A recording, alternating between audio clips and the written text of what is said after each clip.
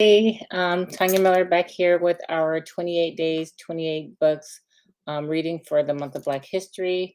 Today is day 10, and I am reading late because we had some technical difficulties earlier with me and Malia, but I am back. It's too late for Malia, but I am back, and I'm going to go ahead and read She Persisted, the Florence Griffith Joyner story, so that we can stay on our schedule of 28 days and 28 books. So without further ado, I will be reading Florence Griffith Joyner, written by Rita Williams Garcia. If you can see that. Okay.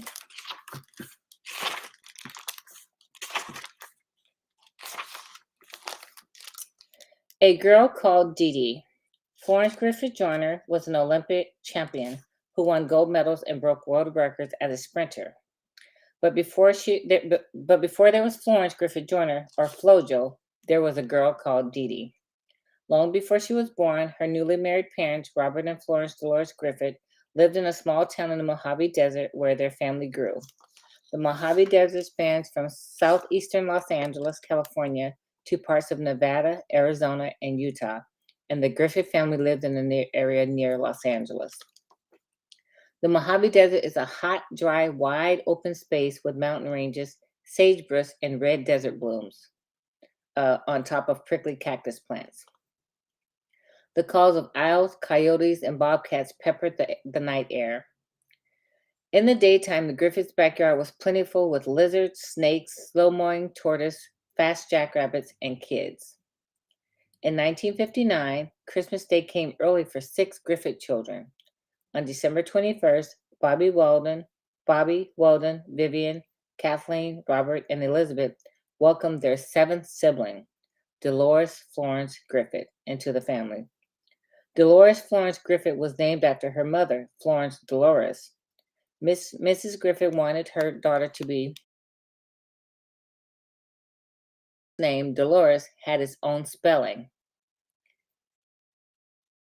and Florence was her middle name. The Griffiths took to calling their newest family member Dee Dee. Mrs. Griffith saw something special in each of her 7 children. In Dee Dee, she saw a child who seemed to float like a ballerina as she moved. But Dee Dee was also speedy and earned another nickname, Lightning, as she ran through the house. Mr. and Mrs. Griffith found ways to keep their children's minds and bodies active. Mrs. Griffith, a fast runner, played racing games with her children. She would line them up and call, ready, set, go. And off they'd run. Even though Dee Dee's brothers and sisters were older, that didn't stop Dee Dee from racing to win. By the time Dee Dee was 4, she had 6 brothers and 4 sisters, many who already attended school. Dee Dee looked forward to starting school with her siblings, but her mother had other plans for her children's education. Much to Mrs. Griffith's disappointment, her children could only attend segregated schools for Black children. Her husband, an electrical technician, worked hard, but like his African American co-workers, Mr. Griffith struggled to earn a fair wage. These unfair practices only reminded Mrs. Griffith of the racial discrimination and segregation that she had grown up with in the South, and hateful practices that were clearly present beyond the South, too. Mrs. Griffith had had enough. She was tired of waiting for things to improve for her family and made a big decision. It was also a hard decision. She decided to leave the segregated desert town and separate from Mr. Griffith. Dee Dee loved her father so. It pained her to be apart from him, but her mother remained firm in her decision. Dee Dee, along with her 10 siblings and mother, moved to Watts, California. Watts was a low-income neighborhood in Los Angeles with few employment opportunities. In 1965, growing conflicts between the people of Watts, mainly African Americans, and the police resulted in one of the largest riots of those times. On August 11, white police officers attempted to arrest a Black motorist who was suspected of drunk driving. A scuffle ensued between the man and the police. To the people in the neighborhood who had gathered and witnessed the scuffle, had turned quickly into police brutality, where the police use more force than they need to get someone to do what they tell them to do. The people watched felt like they had lived with this police brutality long enough. The uprising that resulted lasted for 6 days and was called the Watts Rebellion. The Watts Rebellion had not yet happened when Dee Dee and her family moved to the Jordan Down projects, public housing made affordable for low-income families. Mrs. Griffith knew of the problems that surrounded their neighborhood. She saw Jordan Downs as a first step on their way to better opportunities and told her children, "Start walking." Dee Dee was too busy keeping up with her brothers and with her siblings to know that they had moved to a low-income neighborhood. She saw pink townhouses with palm trees along the sidewalks. She darted between laundry that hung on clotheslines in the backyard. She played football with her brothers, and they played rough. Her older brothers wouldn't let her join if she cried. So Dee Dee ran lightning fast with the football, and if she was tackled, she didn't cry. In the evenings, Dee Dee gathered among her family to share thoughts, good, bad, or ordinary. Each week, the Griffith children took turns reading from the Bible. At 5, Dee Dee could read well and held her own in family discussions. Mrs. Griffith kept her children busy, but keeping busy didn't fill the longing in Dee Dee's heart. She missed her father greatly. She wasn't alone. Her mother understood her children's feelings. During the holidays, Dee Dee and her siblings visited him in the Mojave Desert. The Griffith brood were free to run about in the wide open spaces. Watching Dee Dee run through the house gave Mr. Griffith an idea. He challenged Dee Dee to race the jackrabbits that ran around in their backyard. A jackrabbit is actually a hare and not a rabbit. Unlike its fluffy cousin, a hare has shorter fur and a longer, leaner body. Its long pink ears are almost see-through and stand straight up on its head. Dee Dee was up for her dad's challenge. She studied the movement of jackrabbits, the way their long legs stretched out as they bounded through the air with grace. She saw how jackrabbits didn't hop, jackrabbits raced. During the Christmas break, Dee Dee raced jackrabbits across the dirt and sagebrush in the hot, dry desert. She got faster and faster. Then one day, she caught a jackrabbit. That jackrabbit had escaped coyotes, bobcats, and owls, but it couldn't outrun Dee Dee. Everything. Dee Dee was both worried and excited to start school. Shy and quiet, Dee Dee was more at home among her siblings. Still, she was excited to learn. And when she left the house, her mother told Dee Dee she was free to style and dress herself in her own unique way. She went to kindergarten in different colored socks and wore a long braid that stood straight up on her head, almost like a jackrabbit's ear. When her classmates laughed at her, Dee Dee didn't seem bothered on the outside and laughed along with them, but on the inside she was hurt and held back her tears until she was in the safety of her home. I'm gonna go back and show you the picture. You can see the way her hair was.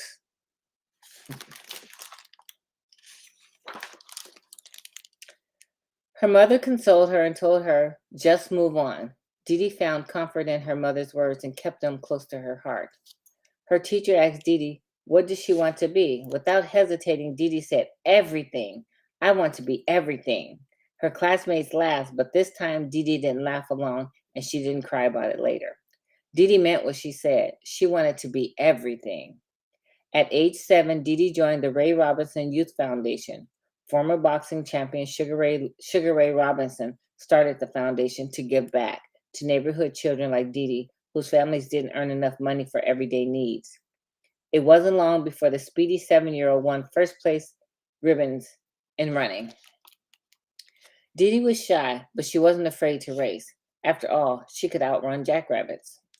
There was nothing one-sided about Dee Dee. She taught herself to balance on and ride a unicycle. She had a huge pet snake that she wore confidently around her neck. Her father always challenged her to do hard things, so to face her shyness, she starred in a school play. But Dee Dee always loved to sew clothes for herself and her dolls, write, draw, paint, and create her own nail polish and her hair ornaments. Most of all, like her mother, Dee Dee loved fashion. She spent many afternoons trying on her mother's dresses and always found ways to stand out in her colorfully self-styled track outfits. Dee Dee's talents and interests were endless. At 14, Dee Dee won first prize at the Jesse Owens Arco Games. a race sponsored by Olympic gold medal legend Jesse Owens. Dee Dee didn't know who Jesse Owens was. She only wanted to race and travel. Dee Dee treasured her prize, a trip to San Francisco. Seeing different sights only made her want to travel more. The following year, Dee Dee entered the ARCO Games again, hoping to win the first place prize, a trip to Texas. Dee Dee won first place and couldn't wait to plan her trip. But she had bad news come to her. But bad news came to her from Jesse Owens himself. She had already won last year. The trip to Texas would go to the second place winner. Dee Dee was devastated and couldn't fight back the tears streaming down her cheeks. She had won. It was unfair. Eventually, she remembered her mother's words, move on. And she did. By high school, Dee Dee wanted to be known by her middle name, Florence. Her siblings still called her Dee Dee, but at Jordantown High School, she was Florence Griffith. There, Florence joined the track and field team as a sprinter and a long jumper. For the first time, she wore a team uniform instead of her own creations. Still, she persisted and found a way to show her individual style. Leggings underneath her track shorts. It wasn't long before her teammates followed Florence's style and also wore leggings under their track uniforms. Florence found running 400-meter relay races with 3 teammates different from racing as an individual. In relay races, each girl runs one part of the leg of the race. The fourth or anchor leg is run by the fastest sprinter and on the relay team to make up any time lost by the other runners. Florence quickly adjusted to her role as Jordan High's fast anchor. As a high school senior, Florence prayed, trained hard, and wrote her goals in her diary. One of her goals was to attend college in the fall and join the track team. She wasn't alone in her athletic and academic goals. Valerie Briscoe, another fast sprinter, also lived in Watts and attended a rival high school. Valerie had her own inspiration. She dedicated her races to her older brother, Robert, a track star who had been killed by a stray bullet while he worked out. Valerie might have noticed the fast Griffith girl, but if she did, she didn't show it. Valerie would line up in the starting blocks, take off, and beat Florence in every race. For the first time, Florence had real competition on the track, someone else faster than a jackrabbit. But Florence didn't worry. Competition only drove her to train harder and run faster. Inches away. Florence earned excellent grades in high school and broke records in sprinting and in the long jump. Still, she did not receive a college scholarship. Money was tight in the Griffith home, so Florence worked odd jobs to pay for school. She was able to raise just enough money for her first year of college at Cal State University at Northridge in 1978. Florence immediately joined the track team. She was happy to be on the track team, but she wasn't happy to wear the team's uniform. The women's uniform was the same as the men's uniform. The shorts and the tank tops were boxy and masculine. When Florence saw herself in the team uniform, she didn't even see her own unique style or love of bright colors. She didn't see Florence. However, when her coach, Bob Kersey, saw Florence, he saw her talent and determination. He showed Florence techniques to improve her form and her ability to run fast but relaxed. Florence wanted to improve, although running relaxed didn't quite make sense to her. Still, she followed Kersey's coaching. Hard work and learning new methods paid off. In her first year at Northridge, Florence helped her team win the National Collegiate Athletic Association championship title. While many athletes struggled in class, Florence earned A's. She should have been on top of the world, but she was worried about not having enough money. Her classmate drove cars while Florence rode buses for long distances to get to class. She didn't always have enough money to eat, and most of all, she struggled to pay for her education. So Florence made a big decision, a hard decision. At the end of her first year of college, Florence left school. She took a job as a bank teller to save money and to help her mother. Florence dropped out of school, but she was determined to return. Coach Kersey understood Florence's struggle to pay for college, but he didn't want to lose his talented sprinter. He helped Florence find money for college through grants, loans, and scholarships. But that wasn't enough for Coach Kersey. He sat with her and guided her as she filled out many financial aid forms. A- After a year away, Florence was back in school at Northridge, this time with her former rival, Valerie Briscoe. In the meantime, Coach Kersey was becoming a star coach. Other schools wanted him to coach with their athletes. He left Northridge and went to UCLA, a school with a bigger track and field program. Florence didn't stay at Northridge for long after he was gone. By 1980, Florence transferred to UCLA to train with Coach Kersey. She worked hard to stand out among the other talented sprinters, and once again, her hard work paid off. She was invited to try out for the 1980 Olympics. Florence's hopes soared with possibilities. Imagine winning an Olympic gold medal. Coach Kersey had faith in her. More important, Florence believed in herself. She put in long hours to train in hopes of winning one of the three spots on the Olympic team. That summer, Florence packed her bags and traveled to Eugene, Oregon, for the 1980 Olympic tryouts or trials. She relished the chance to see more of the world beyond Los Angeles, but she also looked forward to racing in clothing that made her feel good and look good when she ran, since there were no uniforms at the Olympic trials. In Eugene, she met a handsome triple jumper named Alfonso Joyner, a student from Arkansas State University. He was the brother of Florence's UCLA teammate and friend, Jackie Joyner. It was clear that Al liked Florence, but Florence was focused on her goal to get one of the three spots needed to make the 1980 Olympic team.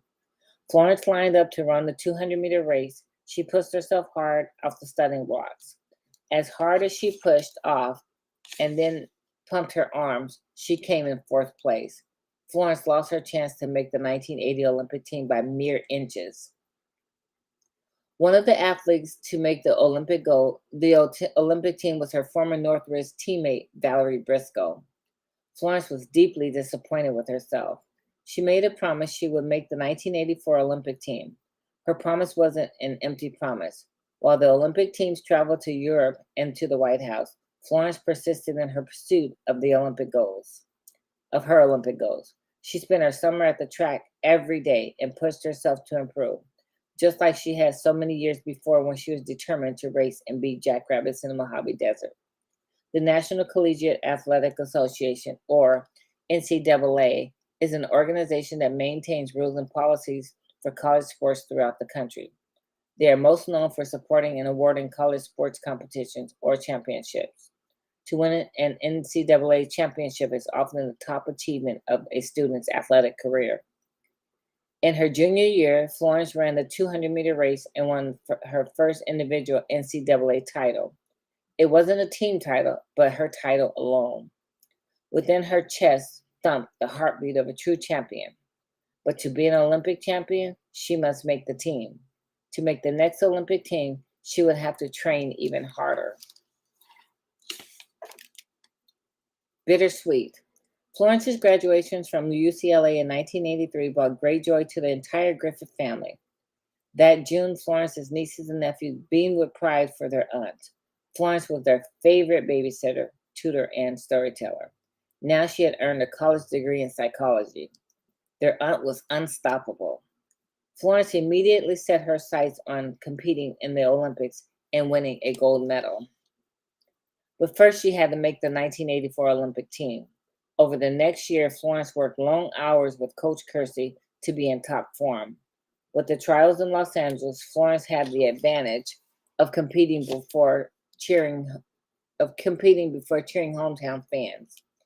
And once again, she didn't have to wear a team uniform. She was free to be Florence. The other runners at the Olympic trials wore shorts and tank tops. Florence wore a bright, shining green unitard with leggings. Sports reporters dubbed her Fluorescent Flo because of her bright, shimmering outfits.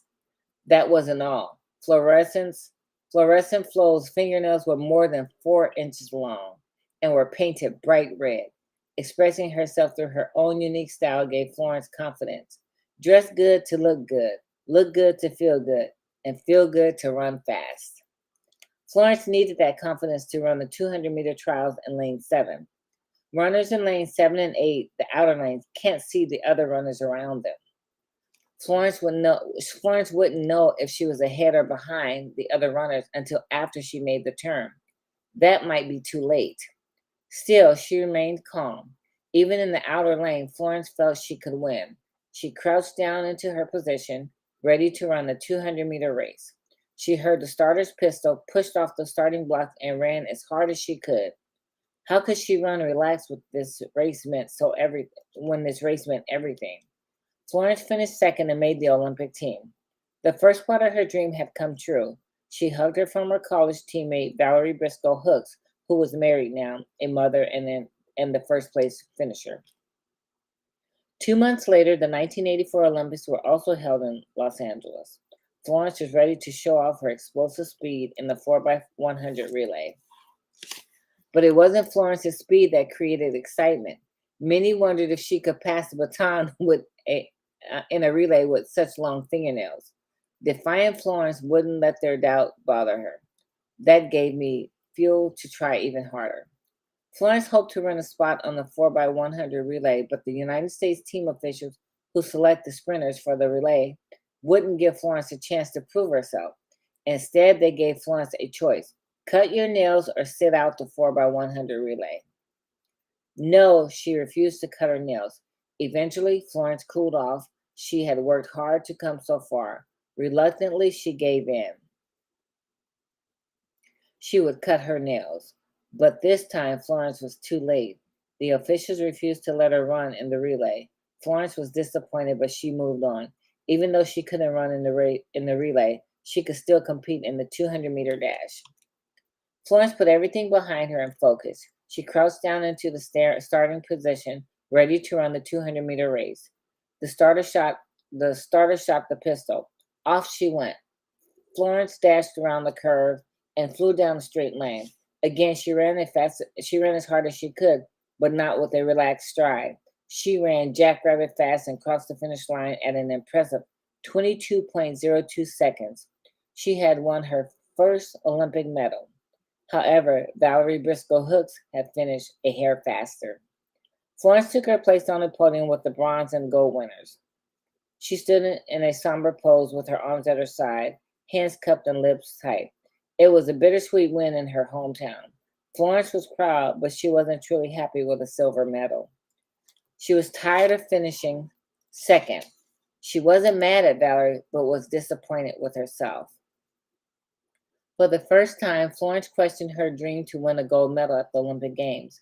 Was it time to seek new goals? She wondered about her future and, for over a year after the Olympics, stopped training hard to compete. Florence ate poorly, didn't get enough sleep, and struggled to earn money to support herself. Her Olympic dream slipped further away. During this time, her mother reminded Florence to keep God near, while her father reminded her that she could face any challenge. Slowly, she pulled herself out of her funk. She wasn't done with her quest for Olympic gold. Eventually, Florence began to train with her coach, Bob Kersey, and her close friend and Olympic teammate, Jackie Joyner Kersey. The two are now married and welcome Florence and their new athlete to train with them. Jackie's brother, Al Joyner, had moved from Arkansas to Los Angeles. He had never forgotten about Florence. The two worked out together and slowly began to date, often with Florence's nieces and nephews tagging along. They liked Al and played a small part in his proposal to their aunt. In Al, Florence found a workout partner, a caring, supportive person. He was everything I wanted in a man, she told interviewers on October 10, 1987. Florence and Al married, and Florence legally changed her name to Florence Dolores Griffith Joyner. Florence and Al and Bob and Jackie became known as the first family of track and field. Going for the gold. Even though she had questioned herself before, Florence was determined. She did not want to be remembered as being second best, and she made the decision to try out to be the best in 1988. That meant focusing. She prayed daily, wrote her goals on paper, and even on her mirror. She ate healthy meals and went to bed early to get a good night's rest. After work, she spent hours on a track field to develop her form and increase her speed, to make her hip and lug muscles stronger, and to improve her start off the racing blocks.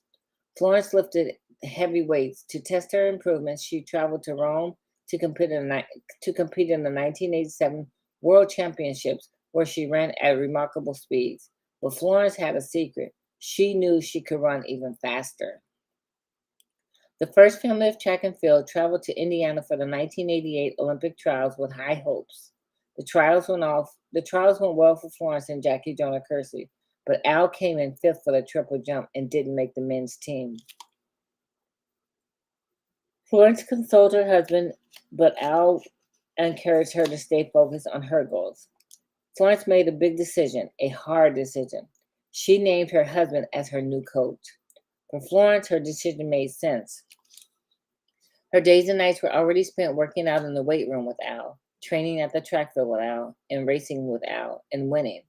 She was grateful for her 10 years with Bob Kersey as her coach, but said it was the perfect time for me to make that decision. Many had counted Florence out. They only saw her unique outfits, her glamorous makeup, hair, and decorated nails. Florence didn't let that bother her. She wore her outfits with pride. These included a hooded bodysuit, shimmering fluorescent, one-legged bodysuits, and an all-white lace bodysuit. Her nails were shorter and colorfully painted and decorated. And she also wore plain t-shirts with her photograph on the front, which read, "Going for the goal in '88." Florence was ready to prove the doubters wrong. She ran the 100-meter dash in 10.6 seconds and broke the world record. The win helped to push her forward, so the record didn't count. That didn't bother Florence. It only proved what she already knew. She could run faster. Later, dressed in a purple one-legged unitard with turquoise briefs, Florence ran the 100-meter race again and shattered the world record at a spectacular 10.49. The doubters believe her second record didn't count this time either and said again that she was wind aided. The officials checked the wind gauges and found that there was no tailwind. 10.49 made Florence Griffith Joyner the fastest woman in the world. Florence didn't just make the Olympic team, she was an Olympic sensation who gained a new nickname, FloJo. That September, FloJo traveled to Seoul, South Korea, determined to win gold at the 1988 Olympic Games. Florence surprised everyone. She not only won her two preliminary 100-meter heats or races, she broke Olympic records each time. She moved on to the semifinals one step before the gold medal race. Excited, she left the starting blocks fractions of a second early. This meant she and all the runners had to return to restart the race. She overcame the false start and qualified for the 100-meter race. At the finals, Florence placed her feet against the blocks and let the calm surround her. She was relaxed, ready. She heard the start and took off, using her strength, her improved form, and her relaxed stride to pass everyone. Halfway into the race, her face lit up with a radiant smile, her hair flowing. Florence knew she would cross the finish line alone. At last, Florence won a gold medal. 4 days later, Florence was more than ready for the 200-meter finals. Earlier that day, she had broken the record twice in qualifying races. The starter pistol sounded, all eyes were on Florence, and rightfully so. Her legs fully extended as she found her relaxed stride. Her body sailed almost effortlessly. Her radiant smile lit up her face as she pulled away from the pack and crossed the finish line, her arms raised in victory. Overcome by her win, Florence dropped to the asphalt track in a moment of joy mixed with tears and humility. Florence won a second gold medal. But how did Florence improve since the last Olympics? Murmurs and whispers spread rapidly. Many believe Florence cheated by using illegal drugs to make her stronger, increase her stamina, and allow her to run faster. While rumors spread, Florence held her head up high. She knew how hard she had worked and was anxious to answer her accusers on the track. She would show them, when anyone tells me I can't do anything, I'm just not listening anymore. Her sights were set on the 4x100 relay, the race she wasn't allowed to run in 1984. Florence ran the third leg for Team USA.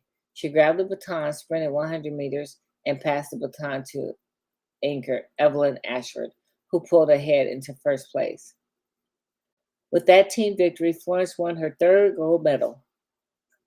Excuse me. Florence stood on the podium with her team and cried tears of joy while the national anthem played. Florence had just finished her race and was not expected to run in the 4x400 relay. She had not trained for the longer distance, but her team needed her. They said she was Team USA's best chance to win, so she lined up to run the anchor leg. Team USA was behind in the Russians, but when Florence grabbed the baton, she refused to let the team down. She fought hard against her own fatigue and pushed herself to catch the first place Russians. Florence and the U.S. relay team broke their own record and won a silver medal. This time, because she'd fought so hard, the silver medal won a place in her heart. With a career total of 3 gold medals and 2 silver medals, Florence has surpassed her Olympic dreams and goals. We got a little picture there of her. Kind of a little cartoonish picture, but all her medals. Dreams and beyond. Florence Griffith Joyner was now in high demand as a sports broadcaster for celebrity appearances and to endorse products. What should have been a joyful time was overshadowed by doubt and accusations from others who claimed she took drugs to make her faster and stronger.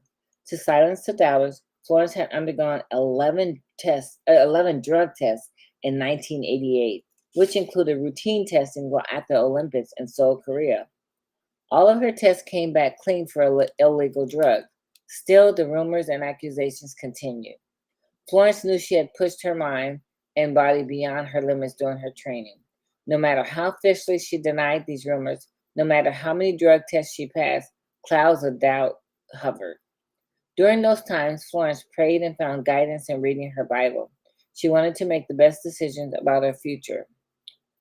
She had peace. She had clarity. She knew it was time to move on.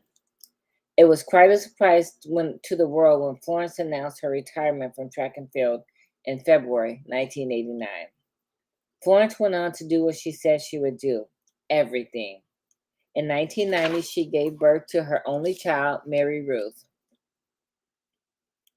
She explored her creativity through painting colorful canvas art and writing poetry and children's books. She hoped to publish. She took acting lessons and appeared on the television sitcom 227 and on the soap opera Santa Barbara.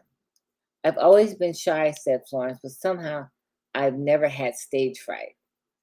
Florence's influence on fashion was everywhere. She created her own fashion line and designed new uniforms for the NBA team the Indiana Pacers. In 1993, Florence was both surprised and honored to be considered the co-chair to the President's Council on Physical Fitness. Shortly after she was named as co-chair, Florence was invited to join President Bill Clinton on a 4-mile jog along the Potomac River and to the Capitol building in Washington, D.C. Florence was nervous. Should she slow down? She didn't want to embarrass the president. To her surprise, President Clinton ran the 4 miles at a brisk pace. Florence cherished her term as co-chair and used her role to educate children about the importance of exercise, healthy eating, and excelling. I love working with kids, talking with them, and listening to them. I always encourage kids to reach beyond their dream. Don't try to be like me, be better than me. The girl called Dee Dee reached her dream and beyond. She was a worldwide sensation who always returned to Watts to inspire children. She began the Florence Griffith Joyner Youth Foundation and devoted her life to God, family, community, and charity. In 1998, at the age of 38, Florence passed away while she slept as a result of an epileptic seizure. To this day, her world record stands. Florence Griffith Joyner had a dream, and she pushed herself beyond limits. She persisted in doing all that she could do to achieve her dreams, and no matter what your dream is, you should too.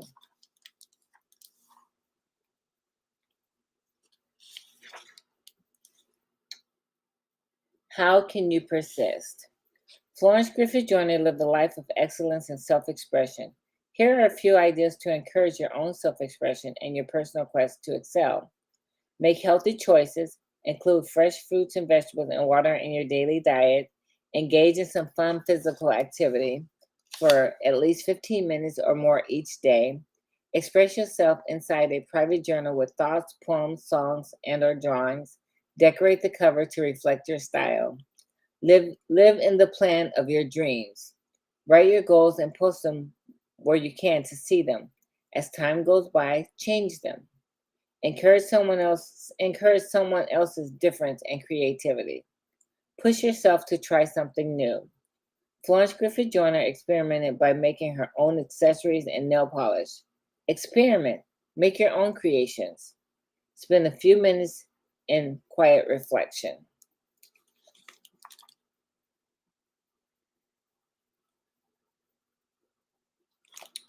Okay, so I just read to you from the She Persisted series, Florence Griffith Joyner, also known as FloJo, if you can see that book.